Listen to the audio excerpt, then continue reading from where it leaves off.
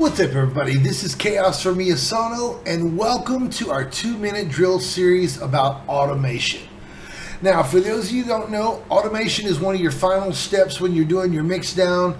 Use your automation to change volume levels on things, or say you want to automate a filter with a low pass or something to work its way through the sample. This is where you'd use automation. Now, let's jump into the program and I'll show you how simple it is. Alright, here we got a song already open. We're going to mess around with the bass line. So let's click on the bass line. As you notice, we have nothing down here in the bottom for effects. So let's drop in an EQ8 and let's drop in a compressor. Alright, now to set up automation, all you have to do, come right here where you see all the nice colorful tracks, come above it, and you have this little symbol that looks like you're opening the full screen. Click that symbol, it lights up, and now you see your automation. Each of these red lines is an automated line that you would use to bring things up, down, turn on, off.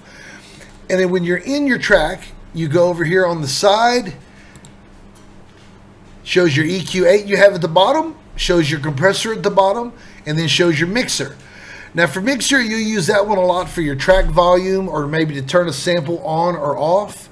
With track volume, say you want to make it taper off at the end, click here, click there, and drag down. Now that's bringing your volume down from 0 to -9 decibels there at the end. And all you have to do is for any individual thing, click on it. Say you want to do EQ8. You'll click on the thing and then you can write your automation in. Here on your compressor, click on your ratio. Here shows your compressor, your ratio, you make your adjustment. Attack and release, same thing. Auto, same thing. Dry and wet, same thing.